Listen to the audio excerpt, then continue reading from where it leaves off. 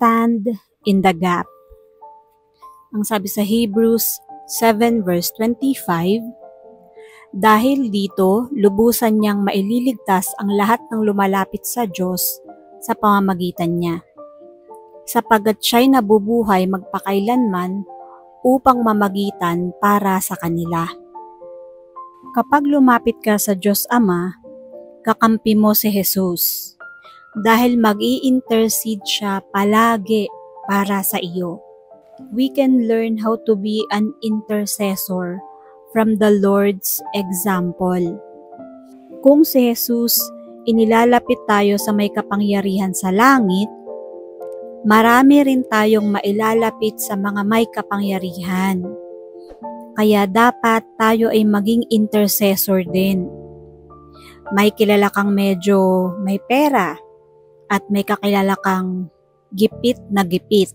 Just make sure na itong si gipit ay magbabayad, pwede mong ilapit doon sa may pera o doon sa may kaya. Uy, tulungan mo naman ito.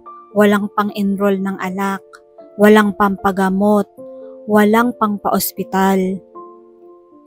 Pero wag naman yung nagsusugal at nagsasabong. Dapat ang ipapakiusap natin ay yung taong talagang nagsisikap pero wala.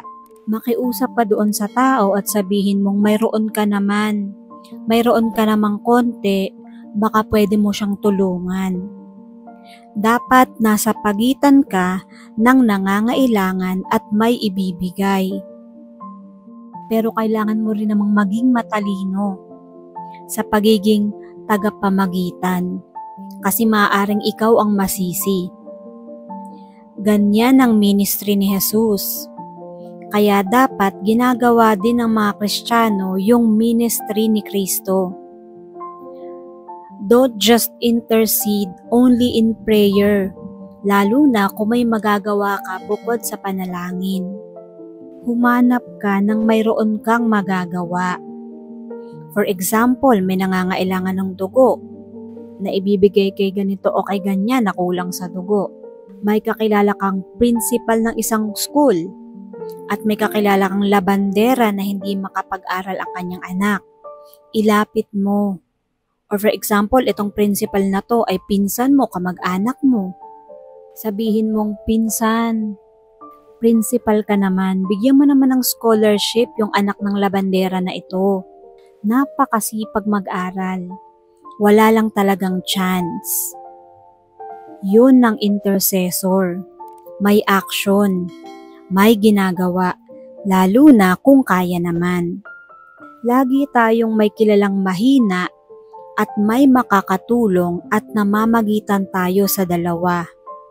Yon ng intercessor.